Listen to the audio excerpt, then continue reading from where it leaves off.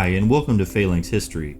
Today we're going to be discussing the current conflict unfolding in the southern Caucasus between Armenia and Azerbaijan. This area of the world is no stranger to conflict. In 2008, Russia went to war with Georgia, annexing territory it believed it had a historical claim to from the Soviet era.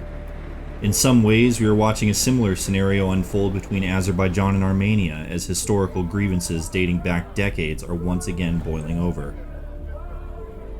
What started out as intermittent skirmishes in July of 2020 spiraled into full-scale combat by the end of September, and many of us unfamiliar with the region were left asking ourselves, why is this happening, who is involved, and how is this going to end?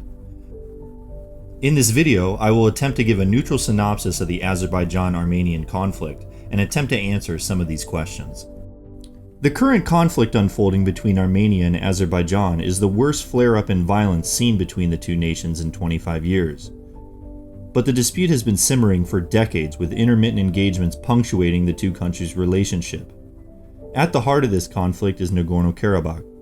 Nagorno-Karabakh is recognized by the United Nations and international community as a territory of Azerbaijan. However, the territory is populated and governed by ethnic Armenians, backed by Armenia.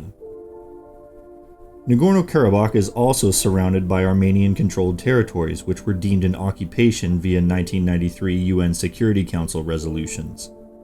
Nagorno-Karabakh represents about 5% of total Azeri territory, but the Armenian-occupied territory surrounding it represents about twice that, with a population of around 150,000. This population holds its own elections and governs itself, rendering it virtually autonomous.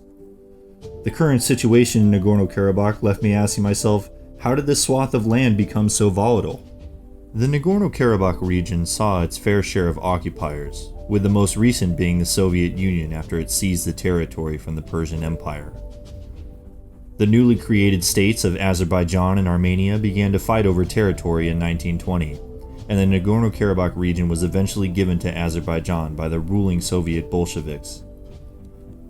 This transaction is viewed as a historical grievance by the Armenians. Tensions continued but remained relatively tempered by the Soviet Union controlling the region. However, as the Soviet Union began to falter in 1988, the Armenian population used this opportunity and voted to join Armenia. This resolution was rejected by the Soviets, but tensions continued to mount. And in 1991, with the collapse of the Soviet Union, Azerbaijan and Armenia found themselves in a power vacuum with an abundance of Soviet weaponry, and fighting began to break out. By 1992, the conflict escalated into an all-out war. There are allegations of war crimes and atrocities from both sides during this time period. Tens of thousands were killed and millions were displaced. Armenian forces pushed Azeri forces out of Nagorno-Karabakh and annexed the land surrounding the territory. A ceasefire was declared in 1994, but the animosity between the two nations remains unresolved, being left to fester as both sides' military armaments continue to expand and modernize. From a military standpoint, the Armenians are statistically punching above their weight. Take a look at the following graphics and draw your own conclusions about the two countries' military power. The nightmare scenario is now unfolding, with open conflicts occurring between the two nations. The conflict includes ground troops, tanks, artillery, and air raids. Azeri forces have been attacking Nagorno-Karabakh's main city of Stepanakert, while Armenians attack the Azeri border city of Ganja. With open military conflicts occurring in urban centers of this size in the era of a global pandemic, the situation has devolved into a full-blown humanitarian crisis. To further complicate matters, the geopolitical landscape of the region is very messy. Both countries are bordered by Russia, Iran, and Turkey. Russia sells both countries military armaments, further escalating the conflict, while Azerbaijan enjoys a powerful ally in Turkey as a fellow Turkic-speaking nation. And with Turkey being the first country to recognize Azerbaijan's independence in 1991, their relationship is often described as one nation, two states.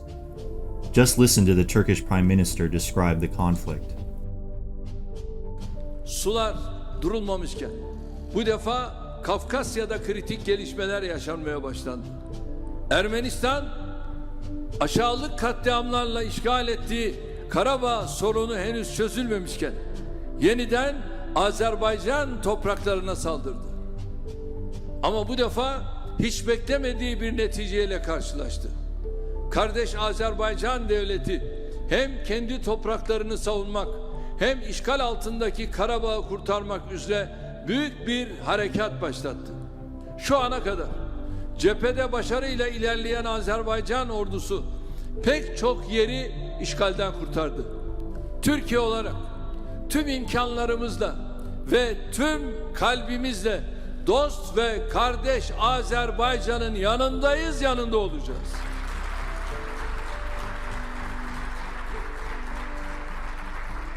İnşallah Karabağ işgalden kurtulana kadar bu mücadele sürecek. It's difficult to say what extent Turkey is involved in the fighting. Azerbaijan is using advanced military drones provided by Turkey, as well as other armaments. Additionally, Turkey is accused of hiring Syrian mercenaries to fight Armenian forces. However, Turkey and Azerbaijan have flatly denied this assertion. From an outside observer, it looks like an impossible situation. On the one hand, you have Azerbaijan, who views the ceding of this land as unacceptable. It would be a loss of territory and potentially endanger their oil pipelines, a valuable source of revenue for them. On the other side, you have the Armenians, who believe they have a historical claim to this land and want the resident Armenian majority to govern themselves. In late October 2020, the two countries entered a ceasefire, but fighting once again erupted and the ceasefire unraveled.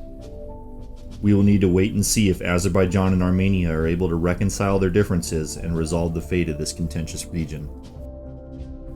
As the fighting continues, one thing is for certain: this is shaping up to be the worst humanitarian crisis of 2020.